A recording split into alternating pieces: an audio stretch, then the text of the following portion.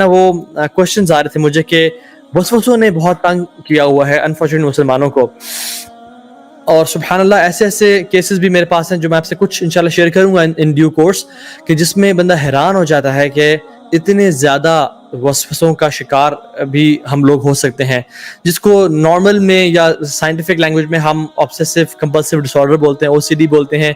This can be of spiritual kind of nature, جس پہ ان شاء اللہ تعالیٰ ہم بات کریں گے، اور ہم جنرلی بھی انشاءاللہ اس بارے میں بات کریں گے۔ تو اس ٹاپک کے بارے میں بہت زیادہ کویشچنز آتے رہے ہیں۔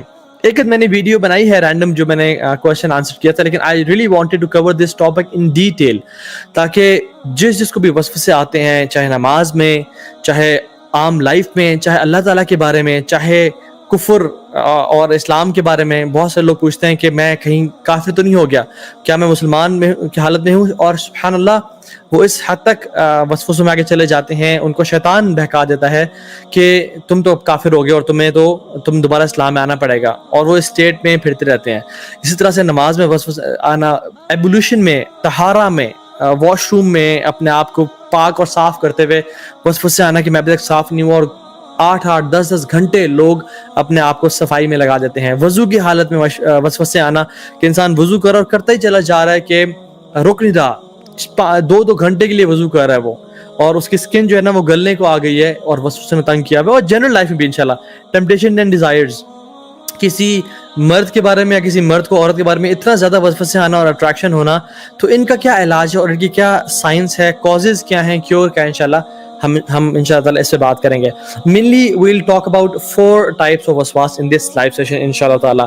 Number 1 is وسوساز and evil thoughts regarding beliefs، ہمارے عقیدہ کے بارے میں، اسلام کے بارے میں، اللہ سبحانہ و تعالیٰ کے بارے میں، ہمارے دین کے بارے میں ایسے خیالات آنا جس سے انسان کو لگے یہ تو کفریہ خیال ہیں، اور وہ شرکیہ خیالات ہونا جو کہ جن کو شبہات بولتے ہیں، ٹھیک ہے، اس کے بارے میں ہم بات کریں گے۔ دوسری چیز کے بارے میں بات کریں گے وہ وسواس ریگارڈنگ ٹیمپٹیشنز اینڈ ڈیزائرز اور فلدی اور ایول تھاٹس آنا، فحش تھاٹس آنا انسان کے اس میں، اور اتنی زیادہ آنا کہ حتیٰ کہ انسان یہ سمجھنا شروع ہو جائے کہ کیا یہ میں ہوں جو اتنا برا سوچ رہا ہوں، حالانکہ میں تو شادی شدہ ہوں، یا جو شادی شدہ نہیں ہے وہ میں تو پریکٹسنگ ہوں، میں تو اللہ کا ڈر رکھنے والا ہوں، پھر بھی اتنے ایول اور ایسے ٹیمپٹنگ خیالات آنا کہ رہا نہ جائے، جو کہ شہوات ہوتے ہیں، ان کے بارے میں بات کریں گے انشاءاللہ، ان کی ریالٹی کے بارے میں۔ عبادات کے بارے میں وسواس، تیسری کیٹیگری، اور جو ماشاءاللہ نوٹس بناتے رہتے ہیں، اللہ تعالیٰ کو جزائے خیر دے، you can write these 4 points in the notes, اور انشاءاللہ جو میں ڈیو کورس میں بتاتا جاؤں گا ان دا کامنٹس باکس، تاکہ لوگ اس کا فائدہ اٹھاتے رہیں، اور کچھ لوگ ہو سکتا ہے کچھ پوائنٹس مس کر دیں تاکہ اس کا فائدہ اٹھاتے رہیں انشاءاللہ۔ سو عبادات میں آنا، نماز کی حالت میں آنا، وضو کی حالت میں آنا، ایسی عبادت جن میں کاؤنٹنگ ہوتی ہے، جیسے طواف کے 7 چکر ہیں، ٹھیک ہے، یا دعاؤں کے پڑھنے میں جس میں کاؤنٹنگ انوالو ہوتی ہے، اس میں وسوسے آنا، تیسری چیز۔ اور چوتھی چیز ڈیلنگز اینڈ ریلیشن شپس میں، ڈیسیژن میکنگ میں وسوسے آنا، انسان پریشان ہو کہ میں کیا فیصلہ کروں اور فیصلہ ہی نہ کر پائے انسان۔ ریلیشن شپس، ہسبینڈ وائف یا بہن بھائی یا کولیگ سے بیچ میں یا ماں باپ کے بیچ میں ایسے تھاٹس اور چیزیں آنا جو کہ انسان کی زندگی کو پیرالائز کر کے رکھ دیں اور انسان کے ریلیشن شپس کو تباہ کر کے رکھ دیں، انشاءاللہ اس سے بات کریں گے۔ So I would like to begin this topic by understanding who gives us the waswas, and let's understand the shaitan, the concept of shaitan۔ شیطان ہے کیا، وہ کون سی مخلوق ہے، وہ انسانوں میں سے بھی ہوتے ہیں یا کیا صرف جنات میں سے ہوتے ہیں، اور اس کے بارے میں بات کریں گے، because we have to understand the concept of waswas through the concept of the one who gives us waswas، کہ وہ ہوتا کون ہے۔ قرآن میں اللہ سبحانہ وتعالیٰ نے قرآن کے جو آخری چیپٹر ہے سورۃ الناس، اس میں فرمایا الذی یوسوس فی صدور الناس، پہلے فرمایا قل اعوذ برب الناس مالک الناس الہ الناس، میں لوگوں کے رب کی پناہ میں آتا ہوں، لوگوں کے مالک کی پناہ میں آتا ہوں، لوگوں کے الہ کی پناہ میں آتا ہوں۔ 3 ریفیوج لیا، 3 صفات سے اللہ تعالیٰ کی، مطلب اگر ایک سے بھی لیا جائے تو کافی ہے، لیکن 3 صفات سے، اور تو دس مینس کہ کوئی بڑی چیز آنے والی ہوگی آگے، اور وہ کیا ہے؟ الذی یوسوس فی صدور الناس، کہ جو لوگوں کے دلوں میں وسوسے ڈالتے ہیں، وسوسے ڈالتے ہیں۔ کن میں سے؟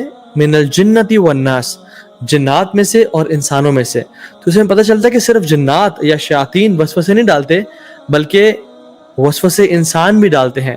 تو the nature of shaitan is to whisper، شیطان کو جو اتھارٹی ہے اور جو شیطان کی نیچر ہے، جو اس کی خصلت ہے، وہ وسپر کرنا ہے، خیالات ڈالنا ہے، اور اس کے ڈفرینٹ میتھڈز ہیں. اگر جنات میں سے ہیں تو ان کی ڈفرینٹ کونوٹیشنز ہیں، اور اگر انسانوں میں سے ہیں تو وہ ڈفرینٹ طریقوں سے ڈالتے ہیں.